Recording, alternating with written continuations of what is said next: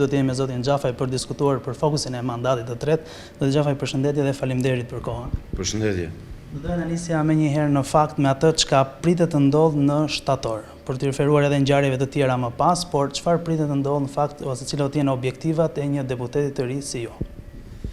Ajo që pritet ndodhi në shtator është ajo që ka ndodhur me çdo fillim mandati, pra do të kemi ceremoninë e betimit të deputetëve të rinj dhe sigurisht pastaj do të ndiqet kjo edhe nga seancën e parë të legjislaturës së re, ku do të votohet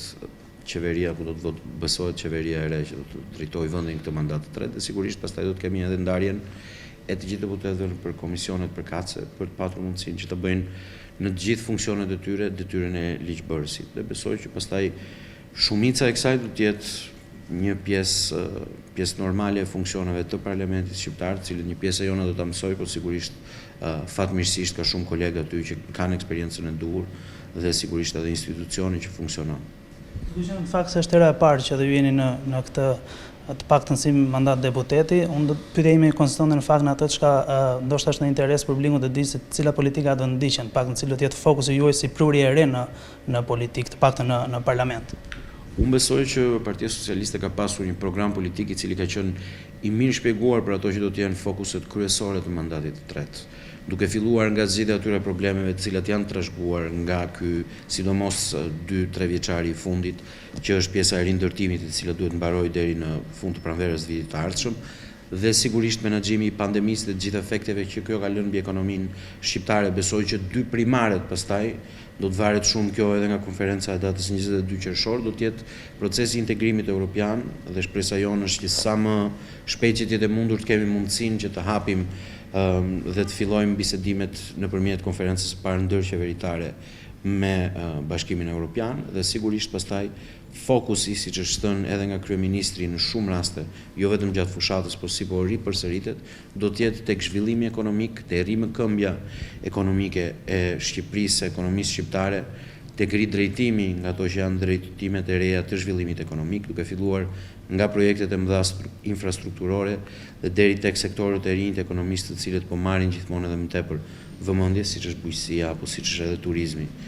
me këtë sezon, dhe sigurisht pastaj edhe tek përkthimi i kësaj në mirëqenien të rritur për qytetarët shqiptar. Dhe besoj që këto do të jenë pikat kryesore të fokusit për të gjithë kolegët. Në fakt kemi parë shpeshherë që ka patur dhe diskutime ose qoftë edhe se themi kërkesë nga ana e Partisë Socialiste për opozitën dhe konkretisht për Partinë Demokratike për bashkëpunimin që duhet të kenë ata me njëri tjetrin. Ku konsiston ky bashkëpunim në këndvështrimin tuaj? A mendoni që si deputeti i ri dhe duhet të ruhet kjo linjë, kjo frym që të ketë gjithmonë bashkëpunime në të mirë të vendit, dhe cilat janë konkretisht ato, se duan edhe të paktën të distancojmë nga përgjithësia? Unë besoj që 4 drejtimet për të cilat folëm janë drejtime kryesore, të cilat duhet të kenë përfshirjen, duke qenë që janë në përfitim të gjithë qytetarëve, pavarësisht për kë votojnë ata, pavarësisht nëse votojnë ata. Këto duhet të jenë gjëra mbi të cilat bashkëpunohet nga të gjitha palët. Pra ka 4 drejtime kryesore, të cilat shkojnë përtej anëve politike, ideologjive apo dhe bindjeve që kemi sa i përket njërit ekip apo tjetrit. Ajo që është e domosdoshme të përsëritet është që ka gjithmonë një rol në demokraci, qoftë për ata që janë në majorancë, qoftë për ata që janë në minorancë. Ky rol nëpërmjet institucioneve, kryesisht nëpërmjet parlamentit dhe debatit konstruktiv politik që duhet zhvillohet aty, është një rol i pakundërshtueshëm dhe i patjetërsueshëm. Ne besojmë nga qytetarët që të ushtrojmë këto funksione, të diskutojmë dhe të bëjmë në maksimumin e kapaciteteve tona, pavarësisht krahut politik cilit i përkasim dhe pavarësisht nëse ai krah politik është në opozit apo në pushtet, më të mirën me atë besim që na është dhënë nga qytetarët. Unë besoj shumë fort që ka një rol domosdoshëm që opozita nuk e ka luajtur 2 vitet e fundit, sidomos në nivel të legjislativit, të cilin ata duhet i rikthehen dhe tek i cili është domosdoshme që të kemi një përplasje konstruktive, idesh, kritike dhe sigurisht pastaj të nxjellim produktin më të mirë në funksion dhe shërbim të qytetarëve. Por është e domosdoshme që brenda këtyre institucioneve të ketë një bashkëpunim i cili nuk është domosdoshmërisht një rakordim i qëndrimeve. Bashkëpunim në rastin e demokracisë do të thënë një përballje e bindjeve, e ideve dhe sigurisht atyre që janë gjërat që na shtyjnë përpara në politik. Besoj që kjo duhet ndodhi në çdo nivel institucional, por primare ndër të gjitha këto është legislativi, dhe besoj që opozita do duhet të vijë të risillet në parlament dhe të zhvillojmë të gjithë një jetë normale parlamentare, sepse është e domosdoshme jo vetëm për funksionimin e institucionit, por edhe për pikën e zhvillimit në cilën ne jemi. Ne jemi një vend që kërkon të hapë sa më shpejt jetë mundur negociatat me Bashkimin Evropian. Kjo nuk është vetëm vullneti i qeverisë, është vullneti dhe aspirata e më shumë se 93% të gjithë shqiptarëve. Rrjedhimisht duhet që të gjitha palët të përfshihen në këto procese, sepse këto nuk janë procese jetike vetëm për një palë politike apo për një tjetër. Këto janë procese jetike për të gjithë të ardhmen e shqiptarëve. Dhe rrjedhimisht duhet jemi të gjithë të përfshirë në këto, duke mbajtur rolet dhe ato që janë besimet tona, por duke qenë të përfshirë në debat në çdo moment. Në krau tjetër, në kemi dhe lëvizjet, le themi kështu, ose ngjarje politike, kështu edhe rasti i zgjedhjes që po bën në Partinë Demokratike për kryetar. Kërkesa e Partisë Socialiste varet nga çka do të jetë pas këtyre zgjedhjeve kryetari i saj, pra në kuptoj që në rast se nuk është zoti Basha, apo është vetëm thelbi dhe bashkëpunimi i mëtej. Bashkëpunimi duhet ndodhi pavarësisht se kush është në krye të Partisë Demokratike, dhe besoj që janë të gjithë faktorët, jo vetëm nga politika, por besoj të gjithë qytetarët janë të sigurt dhe është e qartë se si do jetë e gjithë gara, siç po zhvillohet, dhe përfundimi i garës Partinë Demokratike. Pa dashur të paragjykojmë ata. Ka një rol që duhet opozita me domosdoshmëri ta luajë për të qenë pjesë aktive e demokracisë të vendit dhe ndërtimit të kësaj të ardhme që e ndërtojmë bashkë. Tani nëse ky rol për ta përkufizohet vetëm nga qenia prezent në institucione, kjo është prerogativa e tyre. Ajo që është çështja e cila është me rëndësi për të gjithë qytetarët, jo vetëm për ata që besojnë apo votojnë majtas apo djathtas, është që palët politike të kenë mundësi të përfaqësojnë nëpërmjet debatit konstruktiv, nëpërmjet pjesëmarrjes në institucione, nëpërmjet bashkëpunimit apo edhe kritikës, të përfaqësojnë atë demokraci që ne duam bëhemi, pra një demokraci e një vendi të denjë për të qenë antar i Bashkimit Evropian. Them që kjo është domosdoshmëria më e madhe dhe kjo shkon përtej kryetarëve dhe përtej politikanëve me emra të përveçur. Kjo duhet jetë fryma e domosdoshme e diskurit politik dhe ndërveprimit mes palëve. Në fakt ju jeni pjesë e legjislaturës së re, por megjithatë unë do doja që të kisha edhe një koment nga ana juaj. Besoj se e keni një koment për sa i përket edhe çështjes së shkarkimit të presidentit. Mendoni se tashmë si pjesë e Partisë Socialiste për legjislaturën e re, mendoni se do të sigurojë votat Partia Socialiste për shkarkimin e presidentit? Unë besoj që votat janë aty jo vetëm nga Partia Socialiste, por besoj që edhe faktorët e tjerë dhe opozita e re në parlament e ka parë që roli i presidentit ka qenë tërësisht jashtë petkut të institucionit. Ka qenë një rol i cili ka qenë shumë aktiv në politik dhe ka thyer disa nga ato që janë parimet bazë, siç e ka provuar edhe puna e zhvilluar nga komisioni. Unë besoj që po, megjithatë do ta shikojmë në ditët në vijim dhe sigurisht nga të gjithë hallkat e tjera të procedurave. Por mendoj që pavarësisht dhe përtej asaj pjesës së kush është presidenti si emri i përvetshëm, është e domosdoshme që ne të kemi një rikthim në ato që janë bazat e demokracisë që kemi 31 vite që përpiqemi ta ndërtojmë. Pra ku institucionet luajnë rolin e tyre në suazat e tyre dhe nuk ka përcime të kompetencave, nuk ka dalje të fuqishme për të rreshtuar një krah apo një tjetër, pra duhet domosdoshmërisht të shikojmë që të kemi një demokraci stabil dhe funksionale, jo më role të cilat përkufizohen apo varen nga emri i përveçëm që është në krye të institucionit. Kjo ka luajtur shumë rol tek e shkuara që shumë nga ne nuk e mbajnë mend, pra është e shkuara në diktaturë ku personat bënin institucionet, por në demokraci janë institucionet ato që diktojnë se si ecën vendi përpara dhe ndaj është domosdoshme që të kemi një përforcim dhe një forcim të mëtejshëm të institucioneve përtej personave apo personazheve që janë në krye të tyre. Dhe kjo është një domosdoshmëri e demokracisë shqiptare. Padyshim që qëndrojnë gjitha argumentet dhe janë me vend, por doja të dinë në rast se edhe mund të jetë një emër konkret për presidentin e ri, në rast se e keni ose është diskutuar? Ky është një diskutim që siç e ka thënë kryeministri në takimin e fundit që bën pallat të brigadave me të gjithë qoftë legjislaturën aktuale, qoftë atë të rënë që do të fillojë funksionet e saj nga muaji shtator, që do të diskutohet edhe me opozitën dhe ku do të ketë një ndërveprim për të vendosur një president.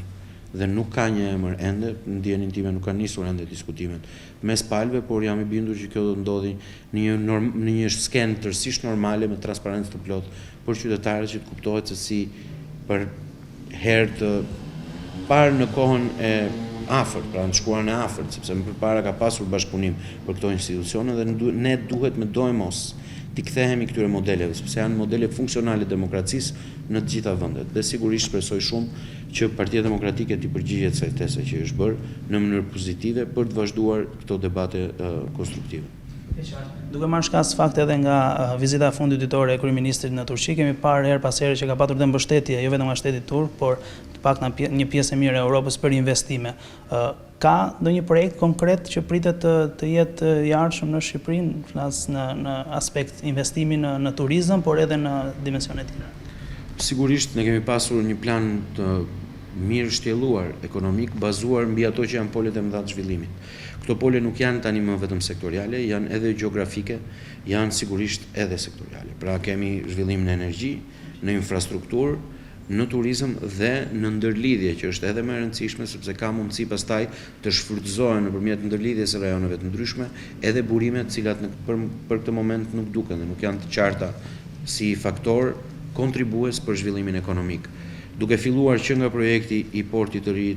të Durrësit dhe porti turistik të Durrësit, kemi po ashtu portin e Vlorës, aeroportin e Vlorës, tunelin e Llogaras, rrugën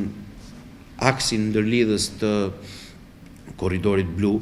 që është aksi Thuman Fier, dhe sigurisht pastaj do të kemi edhe një sër projektesh të tjera, të cilat janë shëlluar tek plani ekonomik, të cilat do të na japin një mundësi që të zhvillohemi, të kemi pole zhvillimi, pra të mos kemi një Shqipëri e cila zhvillohet nga aksi kryesor ekonomik vetëm, që është aksi Tiranë-Durrës, ku